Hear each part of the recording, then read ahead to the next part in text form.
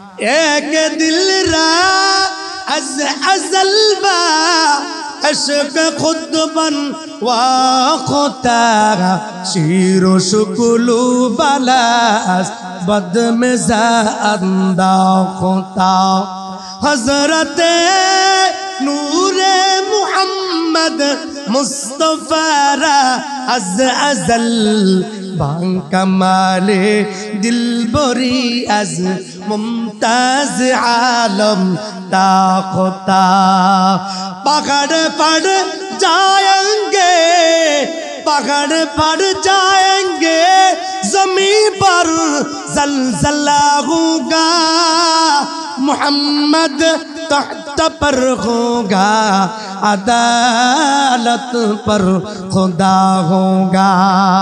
आवाज करे बोलें अल्लाहु अकबर। इस्लाम प्रचारे আল্লাহর পয়গম্বর মক্কার মধ্যে কালিমার দাওয়া শুরু করেছে। এক আল্লাহ তাআলার বড়ত্বের কথা ঘোষণা করি, এক আল্লাহ তাআলাকে মানো, এক আল্লাহ তাআলার ইবাদত বন্দেগী করো, এক আল্লাহ তাআলাকে মানো, আমি নবীকে মানো, আমি নবীর অনুসরণ করো, আমার আল্লাহ তাআলাকে মানো। কোন মূর্তির সামনে সিজদা দিবা না, কোন দেব দেবীর সামনে গিয়া সিজদা দিবা না, কোন তুলসীর সামনে গিয়া সিজদা দিবা না, কোন দরগার সামনে গিয়া সিজদা দিবা না। সিজদার মালিক কয়জন? আওয়াজ করে বলেন সিজদার মালিক কয়জন? আল্লাহ পাক রব্বুল আলামিন পয়গম্বর নবীজিকে জানায় দেন, ওগো পয়গম্বর আপনি মানুষদের কাছে পৌঁছে দেন আমি আল্লাহ, আমি ব্যতীত অন্য কোন রব নাই, আমি ব্যতীত কোন মালিক নাই। লা ইলাহা ইল্লাল্লাহু মুহাম্মাদুর রাসূলুল্লাহ। আল্লাহ তাআলা ব্যতীত কোন মাবুদ নাই, আল্লাহ তাআলা ব্যতীত কোন রব নাই। হযরত মুহাম্মাদুর রাসূলুল্লাহ সাল্লাল্লাহু আলাইহি ওয়াসাল্লাম আল্লাহ তাআলার প্রেরিত একজন পয়গম্বর। নবীজি যখন আরবের মধ্যে কালিমার দাওয়াত দেওয়া শুরু করে দেয়, আরবের বড় বড় কাফের মুশরিক নেতারা নবীজির বিরোধিতা করে নবীজিকে হামলা মামলা শুরু করে দেয়, নবীজির উপর আক্রান্ত শুরু করে দেয়। এবার নবীজির চাচা আবু তালেবের কাছে কুরাইশের দলেরা এবার চাচা আবু তালেবকে ডাক দিয়া বলে, ও চাচা আবু তালেব তোমার ভাতিজাকে তুমি সামলাও, তোমার ভাতিজা আমাদের দেব দেবীর বিরোধিতা করে, এক আল্লাহ তাআলার দাওয়াত দেয়, এক রবের দাওয়াত দেয়, আমাদের পূর্বপুরুষদের বিরোধিতা করে। তোমার ভাতিজাকে সামলাও, না হয় আমরা তার বিরোধিতা থেকে পিছপা হব না। ভাতিজাকে তোমার ভাতিজাকে সামলাও, তোমার ভাতিজা এই কালিমার দাওয়াত দিয়া কি চায় তোমার ভাতিজাকে জানায়া দাও। তোমার ভাতিজা যদি এই দাওয়াতের মাধ্যমে সারা পৃথিবীর মধ্যে বড় বাদশা হইতে চায়, আমরা কুরাইশের লোকেরা তোমার ভাতিজাকে আমরা বাদশা বানাইয়া দিব। তোমার ভাতিজা যদি বড় লোক হইতে চায়, ধনী হইতে চায়, আমরা তোমার ভাতিজাকে আরবের মধ্যে সবচেয়ে বড় লোক বানাইয়া দিব, সবচেয়ে বড় ধনী লোক বানাইয়া দিব। আর যদি তোমার ভাতিজা যদি সুন্দরী কন্যা বিবাহ করতে চায়, আমরা আরবের মধ্যে সবচেয়ে সুন্দরী নারী তোমার ভাতিজাকে বিবাহ করাইয়া দিব। তারপরে যেন সে আমাদের বাপ দাদার ধর্মের বিরোধিতা না করে, দেব দেবীর বিরোধিতা না করে, আমরা যেই মাহবুদের ইবাদত করি, আমরা যেই লাত উজ্জার ইবাদত বন্দেগী করি, ওই লাত উজ্জার যেন বিরোধিতা না করে। তোমার ভাতিজাকে তুমি সুন্দর করে বলে দাও, ও আবু তালেব তোমার ভাতিজাকে বুঝাও, তোমার ভাতিজাকে এই প্রস্তাবগুলো সুন্দর করে দিয়ে দাও। এবার চাচা আবু তালেব সুন্দর করে পয়গম্বর নবীজির কাছে আসছে। আসার পর ভাতিজাকে ডাক দেয়া বলে, ও আমার কলিজার টুকরা ভাতিজা মুহাম্মদ, কুরাইশের লোকেরা তারা তো আমার কাছে আসছে, এমন এমন প্রস্তাব দিয়েছে। নবী আমার চাচাকে ডাক দিয়া বলেন, ও চাচা যান আল্লাহ তাআলার কসম, এই আরবের লোকেরা যদি এক হাতের মধ্যে আমাকে চন্দ্র এনে দেয়, আর এক হাতের মধ্যে যদি আমাকে সূর্য এনে দেয়, তারপরেও আমি আল্লাহ তাআলার কালিমার দাওয়াত থেকে যাররা পরিমাণও পিছপা হতে পারবো না। আওয়াজ করে বলেন সুবহানাল্লাহ। মুহাম্মদ ने आकर कुफ्र को मिटाया, कुफ्र को मिटाकर सदाकत बताया। सागल से लगेगा कभी मेरा भी सफीना, सागल से लगेगा कभी मेरा भी सफीना। देखेंगे कभी शौक से मक्का व मदीना, देखेंगे कभी शौक से मक्का व मदीना। जो क़ल्ब तेरे साथ सदा रंजो आलम से, जो क़ल्ब तेरे साथ सदा रंजो आलम से, पहचान नबूवत का मिला उसको सफीना, पहचान नबूवत का मिला उसको सफीना।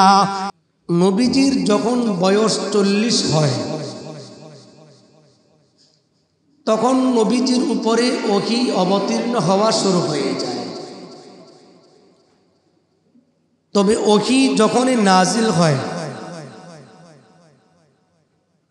ওহী আসার আগে নবীজি প্রায় সময় গারে সৌর, যেটাকে আমরা গারে হেরা বলে চিনি, এই গারে সৌরে নবীজি প্রায় সময় ইবাদত করার জন্য, রাত্রি যাপন করার জন্য চলে যেত। সেখানে গিয়ে নবীজি ইবাদত করতেন। আমাদেরও উচিত ইবাদতের স্থানে বেশি বেশি আসা। হুজুর কোথায় যাব?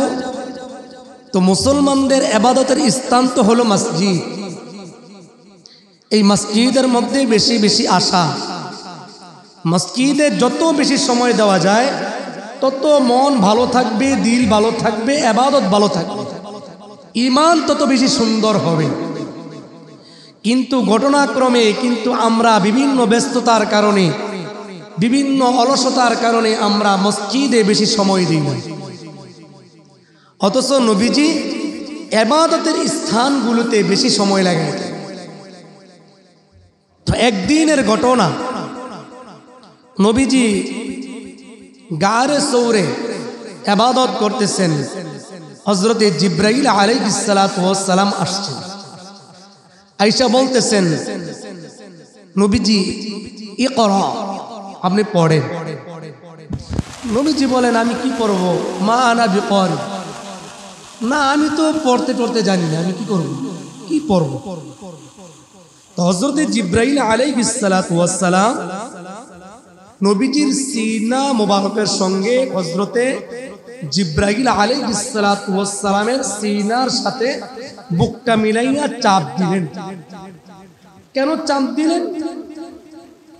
ইলমের বরকত, ইলমের যে তাওয়াজ্জুহ, ইলমের যে রুহানিয়ত, এটা নবীজির মধ্যে আসার জন্য হযরত জিবরাইল আলাইহিস সালাতু ওয়াস সালাম নবীজির সিনা মুবারকের সাথে বুকের সাথে বুকটা মিলাইয়া চাপ দিয়েছেন।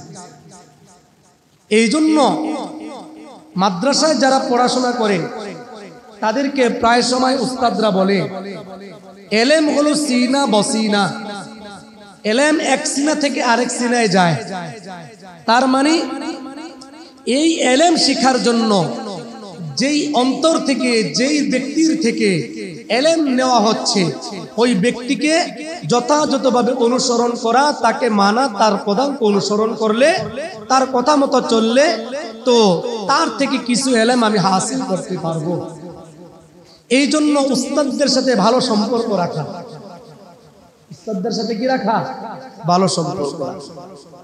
তো হযরত জিবরাইল আলাইহিস সালাতু ওয়াস সালাম নবীজিকে চাপ দেওয়ার পর ছেড়ে দিলেন। নবীজির কম্পন শুরু হয়ে গেছে। নবীজিকে বললেন, ইকরা। নবীজি বলেন, না আমি পড়তে পারি না। এইভাবে আবারও নবীজিকে হযরতে জিবরাইল আলাইহিস সালাতু ওয়াস সালাম আবারও বুকের মধ্যে জড়াইয়া নবীজিকে আবারও চাপ দেন। এইভাবে চাপ দেওয়ার পর আবারও নবীজিকে ছেড়ে দেওয়া হয়। এবার নবীজিকে বলা হয়, ওগো নবীজি ইকরা, আপনি পড়েন। নবীজি বলেন, আমি পড়তে জানি না। আবারও নবীজিকে এইভাবে চাপ দেওয়া হয়। এভাবে চাপ দেওয়ার পরে এবার আল্লাহ পাক রব্বুল আলামিন নবীজির উপরে আল্লাহ তাআলা কোরআনের প্রথম আয়াত আল্লাহ তাআলা নাজিল করে দিলেন, ও নবী আপনি পড়েন, ইকরা বিসমি রাব্বিকাল্লাযী খালাক খালাকাল ইনসানা মিন আলাক ইকরা ওয়া রাব্বুকাল আকরাম الذي علم بالقلم علم الإنسان ما لم يعلم। আয়াত নাজিল করছেন কি? আওয়াজ করে বলেন, আয়াত নাজিল করছেন কি? আল্লাহ পাক রব্বুল আলামিন হযরত জিবরাইলকে পাঠিয়ে দিয়া আল্লাহ তাআলা পয়গম্বর নবীজির কাছে আয়াত দিয়া প্রেরণ করলেন। এই আয়াত নবীজির উপরে অবতীর্ণ করলেন। নবীজি সেখান থেকে বাড়িতে চলে গেলেন। যাওয়ার পর নবীজি ভয় পাইয়া গেলেন। নবীজির শরীরের মধ্যে কম্পন শুরু হয়ে গেছে। নবীজির শরীরের মধ্যে কম্পন শুরু হয়ে গেছে। হযরতে আয়েশা সিদ্দিকা রাদিয়াল্লাহু তাআলা আনহা বর্ণনা করে বলেন, হযরতে খাদিজার কাছে নবীজি যাওয়ার পর হযরতে খাদিজাকে ডাক দিয়া বলতেছে, ও আমার খাদিজা, তাড়াতাড়ি জাম্মিলুনি জাম্মিলুনি, আমাকে তাড়াতাড়ি কম্বল দাও, চাদর দাও, আমাকে চাদর দিয়া আবৃত্তি করে নাও। হযরতে খাদিজা রাদিয়াল্লাহু তাআলা আনহা নবীজিকে চাদর দিয়ে আবৃত্তি করার পর নবীজির একটু ভয় কেটে যাওয়ার পর হযরতে খাদিজা রাদিয়াল্লাহু তাআলা আনহা নবীজিকে সান্ত্বনা দিলেন। হযরতে খাদিজা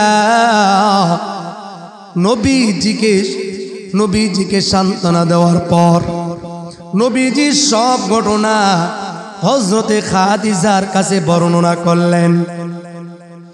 হযরতে খাদিজার কাছে বর্ণনা করার পর হযরতে খাদিজা রাদিয়াল্লাহু তাআলা আনহা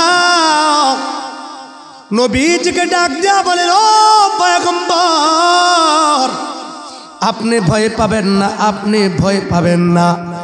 কারণ কি? কারণ আপনি ভয় পাবেন না, আল্লাহ তাআলা আপনাকে কখনো লাঞ্ছিত করবেন না, আল্লাহ তাআলা আপনাকে অপমানিত করবেন না। কারণ কি? আপনার মাঝে এমন কিছু গুণ আছে যেই গুণগুলার কারণে আল্লাহ তাআলা আপনাকে কোনোদিন অপমানিত করবেন না। কারণ আপনার মাঝে যেই গুণগুলা আছে আরবের মধ্যে কোনো মানুষের মধ্যে এই গুণগুলা পাওয়া যায় না। যদি পাওয়া যায়, কিছু পাওয়া যায় তো কিছু পাওয়া যায় না, কিন্তু একসাথে এই গুণগুলা কারো মাঝে পাওয়া যায় না। এই গুণগুলা আপনার মাঝে আছে। কি গুণ? কফা ইন্নাকা তুকসিবুল মাদুম, আপনার কাছে এমন কিছু গুণ আছে। গুণগুলার মধ্যে একটা গুণ হলো আপনি নিঃস্ব মানুষদেরকে আপনি সাহায্য করেন। যারা বোঝা বহন করতে পারে না ওই সমস্ত মানুষদেরকে আপনি নিজের মাথার মধ্যে বোঝা বহন করে দেন। আপনি আত্মীয়তার বন্ধন রক্ষা করেন। ওয়া তাসিলুর রাহিমা, আপনি আত্মীয়তার বন্ধন রক্ষা করেন। ওয়া তাকরিদ দাইফা, যখন কোনো মেহমান আসে আপনি মেহমানের মেহমানদারি করেন। এই সমস্ত গুণগুলা যেহেতু আপনার মাঝে আছে, টেনশনের কোনো কারণ নাই, চিন্তার কোনো কারণ নাই। ওগো পয়গম্বর, আল্লাহ পাক রব্বুল আলামিন আপনাকে কখনো অপমানিত করবেন না, আপনাকে আল্লাহ তাআলা অপমানিত করবেন না, লাঞ্ছিত করবেন না। এইভাবে নবীজির উপরে আল্লাহ পাক রব্বুল আলামিন এক এক করে আয়াত নাজিল করতে শুরু করলেন। কোরআন অবতীর্ণ হওয়া শুরু হয়ে যায়। নবীজিকে আল্লাহ পাক রব্বুল আলামিন নবুয়ত দান করে দেয়। 40 বছর বয়সে আল্লাহর পয়গম্বর নবুয়ত লাভ করছেন। আওয়াজ করে বলি সুবহানাল্লাহ। এ মেরে নবী এ আরবি নূরে খাজিনা, এ মেরে নবী এ আরবি নূরে খাজিনা, जिसके लिए हो शागर का नाम नूरे मदीना, जिसके लिए हो शागर का नाम नूरे मदीना। आवाज करे बोलें अल्लाहु আকবার। আল্লাহর পয়গম্বর একদিন আরবের বড় বড় লিডারদেরকে, আরবের মানুষদেরকে ওয়াজ করতেছেন, নসিহত করতেছেন, কালিমার দাওয়াত দিতেছেন। কালিমার দাওয়াত জানায়া দিলেন, লা ইলাহা ইল্লাল্লাহু মুহাম্মাদুর রাসূলুল্লাহ সাল্লাল্লাহু আলাইহি ওয়াসাল্লাম। কালিমার দাওয়াত শুরু হয়ে গেছে আরবের মধ্যে। নবীজি কালিমার দাওয়াত শুরু করে দিলেন। আরবের জমিনের মধ্যে যখন কালিমার দাওয়াত দেয়, নবীজির বিরোধিতাও শুরু হয়ে যায়। এতদিন পর্যন্ত নবীজি ছিলেন আলামিন, নবী ছিলেন সিদ্দিকিন, নবীজি ছিলেন একজন সৎ মানুষ, ভালো মানুষ। কিন্তু নবীজি যখন কালিমার দাওয়াত শুরু করে দেয়, আরবের বড় বড় নেতারা নবীজির বিরোধিতা করতে শুরু করে দেয়। আল্লাহ পাক রব্বুল আলামিন আরবের মধ্যে, কুরাইশদের মধ্যে আল্লাহ পাক রব্বুল আলামিন আবু লাহাবকে অনেক সম্পদ দান করেছেন। এই আবু লাহাব একদিন আল্লাহর পয়গম্বরের সামনে 2 হাতের মধ্যে পাথর নিয়া নবীজিকে পাথর মারার জন্য নবীজির সামনে চলে আসছে। নবীজিকে ডাক দিয়া কয়, ও মুহাম্মদ, এই কারণে কি বুঝি তুমি আমাদেরকে একত্রিত করেছো? তাব্বাল্লাকা আলগাদা জামাতানা, ও মুহাম্মদ, এই কারণে বুঝি তুমি আমাদেরকে একত্রিত করলা। তুমি আমাদের দেব দেবীর বিরোধিতা করো, আমাদের পূর্বপুরুষদের মাবুদের বিরোধিতা করো, নতুন করে তুমি ধর্মের প্রচার করো, তুমি কালিমার দাওয়াত দাও, এক খোদার কথা বলো। না না, তুমি যে এক খোদার কথা কও, ওই এক খোদা যে আল্লাহ তাআলার কথা বলো, ওই আল্লাহ তাআলা আমরা মানি না। আওয়াজ করে বলেন নাউজুবিল্লাহ। নবীজিকে ডাক দেয়া বলে, ও মুহাম্মদ, তুমি যে আল্লাহ তাআলার কথা বলো, যে এক খোদার কথা কও, ওই এক খোদা আমরা মানি না। এই জন্য বুঝি তুমি আমাদেরকে একত্রিত করো, তুমি ধ্বংস হও, এই জন্য বুঝি তুমি আমাদেরকে একত্রিত করলা। আল্লাহ পাক রব্বুল আলামিন যখন দেখলেন আবু লাহাব নবীজির সামনে পাথর নিয়ে আসছে, আল্লাহ পাক রব্বুল আলামিন পয়গম্বর নবীজিকে ডাক দেয়া বলে, ও মুহাম্মদ, নবী আমার, আপনি টেনশন করবেন না, আপনি চিন্তা করবেন না। আবু লাহাব যেহেতু আপনার সামনে আপনার বিরোধিতা করে, বরং সে আপনার বিরোধিতা করে নাই, বরং সে আমি আল্লাহ তাআলার বিরোধিতা করি। এই জন্য আল্লাহ পাক রব্বুল আলামিন নবীজির পক্ষ হইয়া নবীজির পক্ষ থেকে সুন্দর একটা জবাব দিয়া দিলেন। আল্লাহ তাআলা সূরাতুল লাহাব নাযিল করে দেন, তাব্বাত ইয়াদা আবি লাহাবিন ওয়া তাব। আল্লাহ পাক রব্বুল আলামিন আয়াত নাযিল করার পর আল্লাহ তাআলা জানায় দেন, আবু লাহাবের দুনো হাত ধ্বংস হয়ে যাক।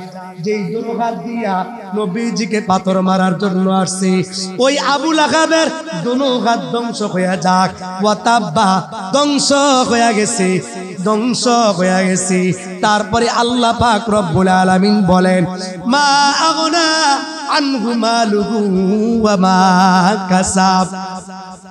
আবু লাহাবের সম্পদ, আবু লাহাবের সন্তানাদি স্ত্রী কোনটাই কোনো কাজে আসবে না। মা আগনা আনহু মালুহু ওয়া মা কাসাবা। আবু লাহাবের মাল আওলাদ সন্তানাদি কোনো কিছুই কাজে আসবে না, কাজে আসবেও না, কখনো কাজে আসবে না।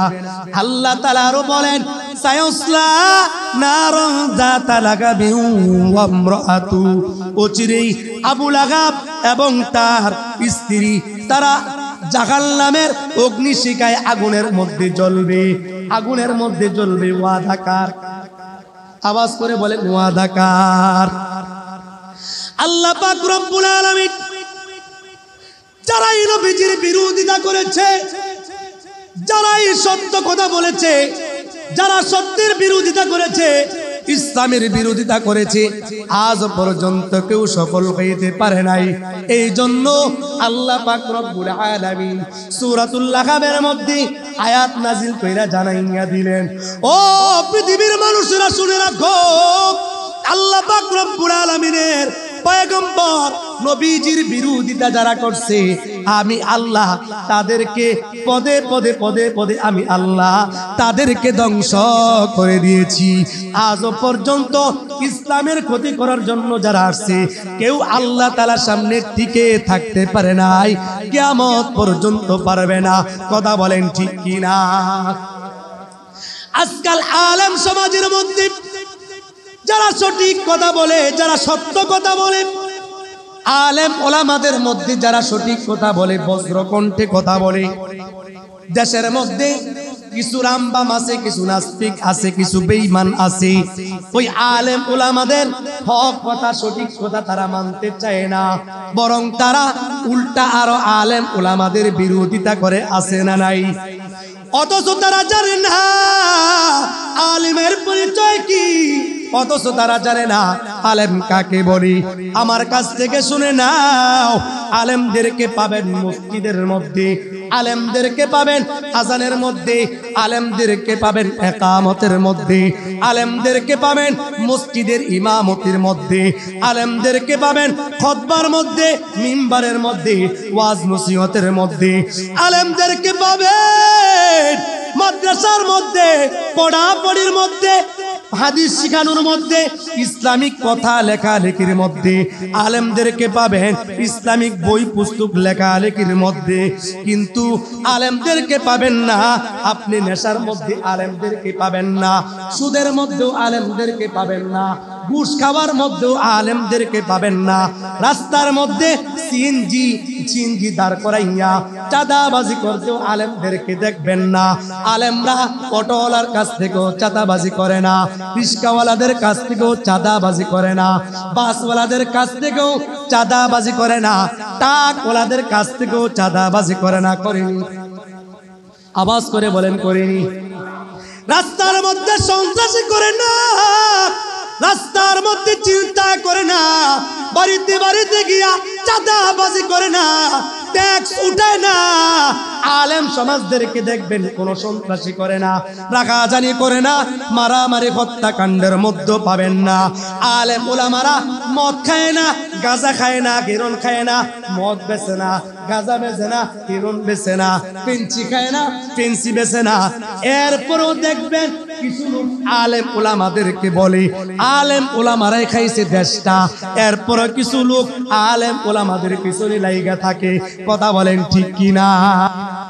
আওয়াজ করে বলেন সুবহানাল্লাহ।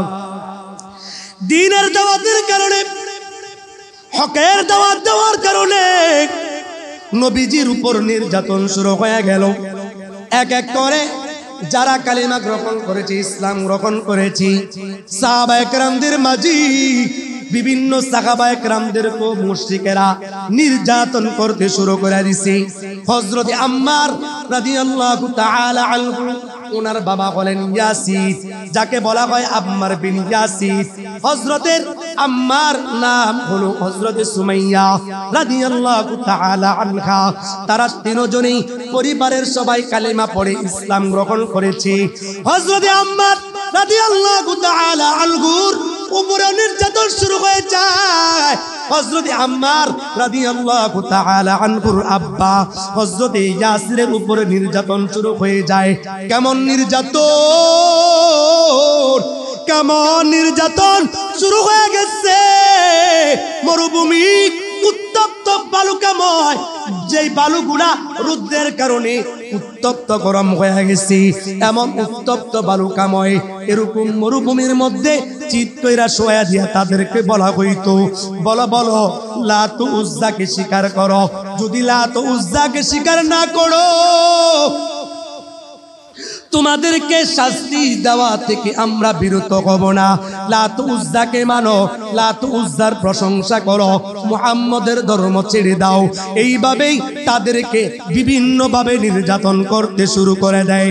এ মুসলমান ভাইয়েরা আমার, ইসলামের উপর আঘাত আসবে।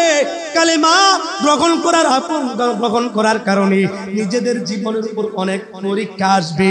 হযরতে আম্মার রাদিয়াল্লাহু তাআলা আনহুর উপর আসছে। হযরতে ইয়াসির রাদিয়াল্লাহু তাআলা আনহু বৃদ্ধ মানুষ। হযরতে ইয়াসির রাদিয়াল্লাহু তাআলা আনহুকে তারা এমন ভাবে নির্যাতন করছে, সহ্য করতে না পেরে শেষ পর্যন্ত শাহাদাত বরণ করছে। আওয়াজ করে বলেন সুবহানাল্লাহ। হযরতে আম্মার রাদিয়াল্লাহু তাআলা আনহুর আম্মা ইসলামের মধ্যে সর্বপ্রথম মহিলাদের মধ্যে যেই মহিলা শাহাদাত বরণ করছে তিনি হলেন হযরতে সুমাইয়া রাদিয়াল্লাহু তাআলা আনহা। ইসলাম গ্রহণ করার কারণে, কালিমা গ্রহণ করার কারণে বৃদ্ধ মানুষ, শরীরটা অনেক দুর্বল। এই মহিলাকে আবু জাহেল, এই প্রচন্ড আবু জাহেল হযরত সুমাইয়া রাদিয়াল্লাহু তাআলা আনহার লজ্জাস্থানের মধ্যে বল্লম বর্ষা নিক্ষেপ করিয়া সাথে সাথে শহীদ কইরা দেয়। এই জন্য বাবা, ইসলাম গ্রহণ করার কারণে কত কত সাহাবায়ে কেরাম শাহাদাত বরণ করেছে, আপনাদেরকে আমি বলে শেষ করতে পারবো না। ইসলামের শাহাদাতের নির্মল ইতিহাস আপনাদেরকে ঘটনা বর্ণনা করেও শেষ করতে পারবো না। তবে এটাই বিশ্বাস করতে হবে, ইসলামের উপর থাকতে গেলে, কালেমার উপর অটল থাকতে গেলে, ঈমানের উপর অটল থাকতে গেলে জীবনের উপর বাধা আসবে, পরীক্ষা আসবে। সব পরীক্ষা উপেক্ষা করার পরেও ইসলামকে, ঈমানকে ধরে রাখতে হবে। কথা বলেন ঠিক কিনা? মুবারক হো জমানে কো কে খতমুল মুরসলি আয়া, मुबारक हो ज़माने को कि ख़त्मुल मुरसली आया। सहाबी रहम बनकर रहमतुल लिल आलमी आया। सहाबी रहम बनकर रहमतुल लिल आलमी आया। हज़रत अब्दुल्लाह ज़ुल्फ़िज़ादैन রাদিয়াল্লাহু তাআলা আনহু শাহাদাতের কথা আপনাদেরকে আমি আর কি বর্ণনা করব। হযরত আব্দুল্লাহ যুলফিজাদাইন রাদিয়াল্লাহু তাআলা আনহু কাফের মুশরিকদের ঘরে জন্মগ্রহণ করার পর, বাবা মারা যাওয়ার পর এবার ধীরে ধীরে চাচা এই ভাতিজা আব্দুল্লাহকে বড় করতে শুরু করে দেয়।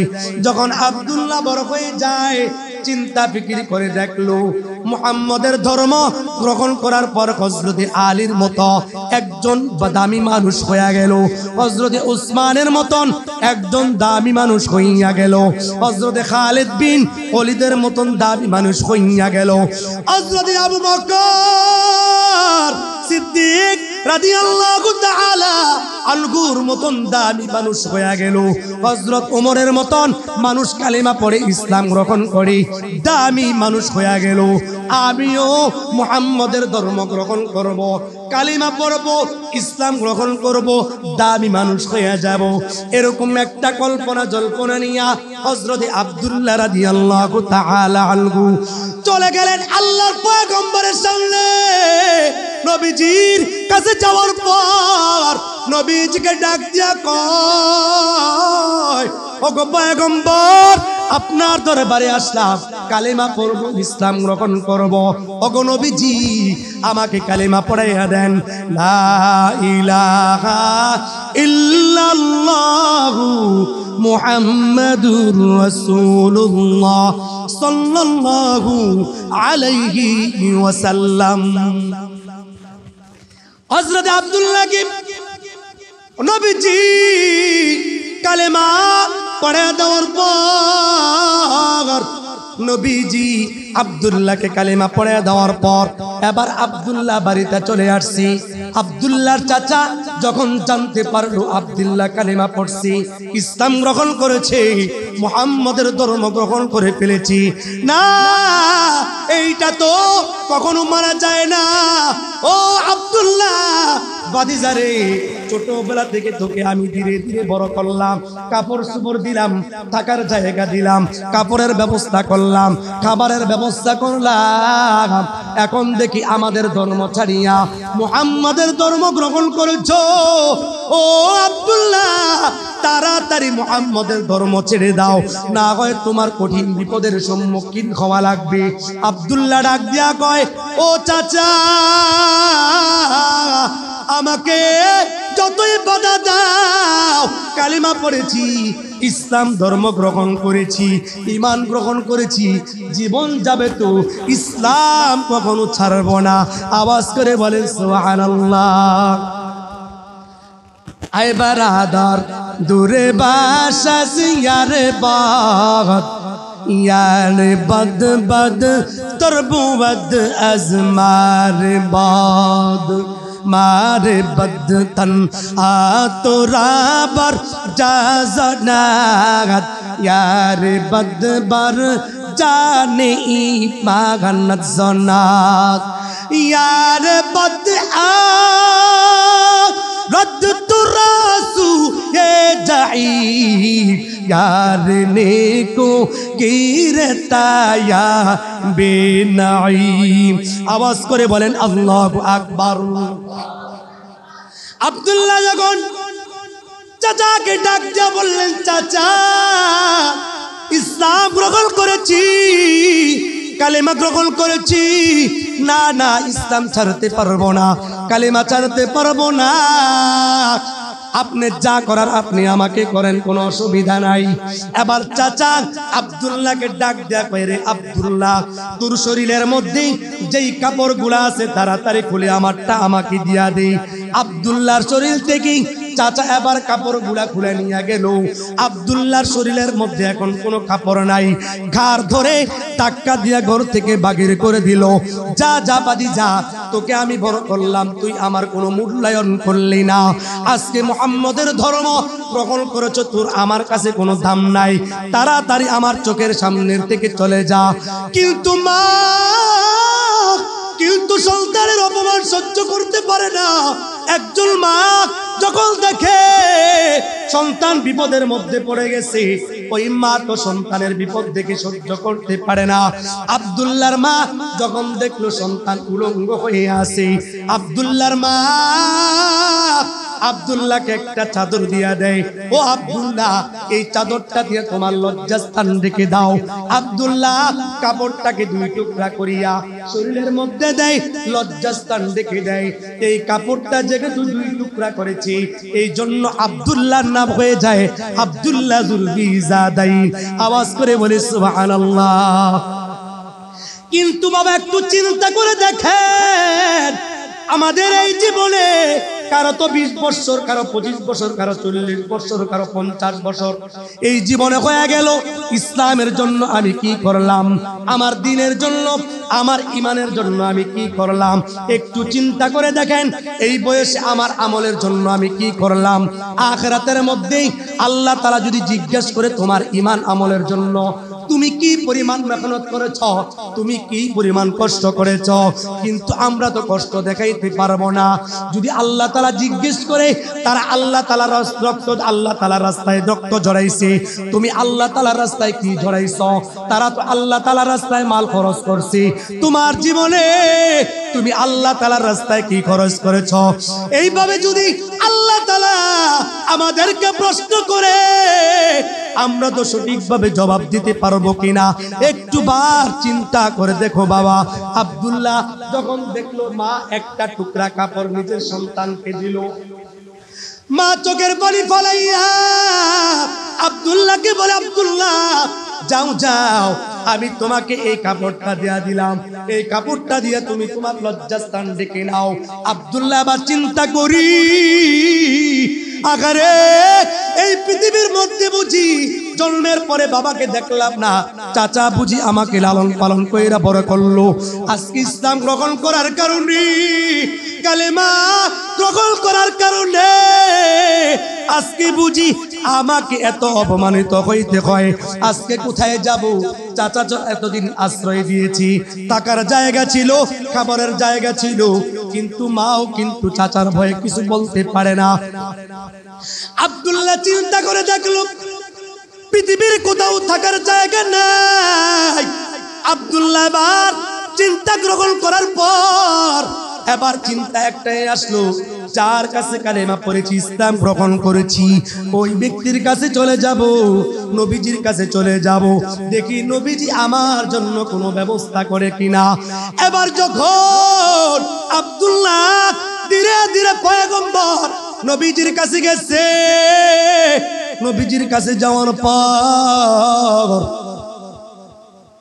আব্দুল্লাহ যখন নবীজির কাছে গেছি, নবীজি আব্দুল্লাহর এই অবস্থা দেখিয়া নবীজি চমকে গেলেন।